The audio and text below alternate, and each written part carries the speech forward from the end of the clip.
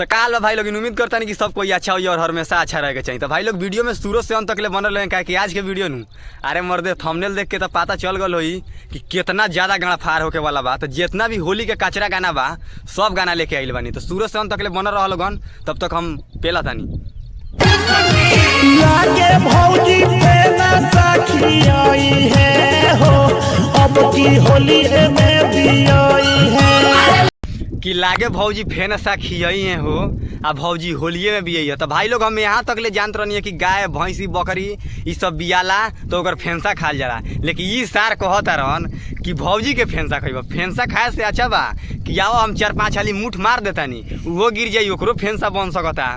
रंग डाल खाती छुट्टी ले ओइनी हम स्कूल से देखते पीछा कारी भौजी मुंह तो रहली चूल से देखते। अरे भाई लो अबे में हम का बोल सकता नी। अरे भाई का यार गाना गइले भाई यार गजब के यार भाई रे गाड़ी देवे के मन नहीं खेता नहीं आगे के गाना लगाओ यार। ठोपे ठोपे चुए लागल पानी उनका भूल से देखते कि ठोपे ठोपे पानी चुए लागल। भाई लोग हमरा कुछ और समझ आल हटे कि ठोपे ठोपे पानी चुए लागल भौजी के बूढ़ रंग डाल खाती छुट्टी ले ओइनी हम स्कूल से देखते पीछा कारी भौजी मुंह तो रहली चूल से देखते। तोरा बेटी के चोदो ई कोनो गाना ह देखते फीचकारी आ भौजी मुँह देली छूल से।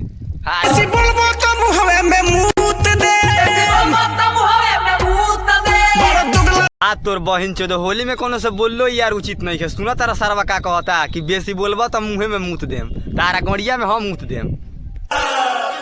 कोला जुग में रिश्ता चिपरी पाखता हो दमदा सासे के गाथता कला युग में रिश्ता चिपरी पाथता हो आ दामदा सासे के गाथता हो। हाथ तोर बहिन चोदो तू तो हद कर देले बाड़े रे गलती से चाहे धोखा से पेलनी नू तो सार तोहर अंड संड गाना गावल साफ बरमंड तक ले पहुंच जाई। देत काहे नहीं खूब भौजी उतर हो कैसे बढ़ गइल ताहर चूतर। अरे यार कि देत नहीं खूब भौजी उतर आ बढ़ गइल बा तार चूतर तो तार बहिन चोदो तारो गड़िया तो बढ़िया गल बा कह ना पेल के पचका दी। अरे फेकलू ना अभिले कहू पुतर हो कैसे बढ़ गइल ताहर चूतर। भैया जाना तारा काहे को चूतर बढ़ल बा बे पेल वइले तो चूतर बढ़ नहीं के सकत। तो भाई लोग आज के वीडियो अमेजिंग समाप्त करता नहीं। अगर वीडियो जरा सा भी अच्छा लगल है तो मर्दे वीडियो के लाइक कर दिया लगन, चैनल पर नया वाला लोग चैनल के सब्सक्राइब करो लगन। मिलल जाए तब तक नेक्स्ट वीडियो, तब तक के लिए।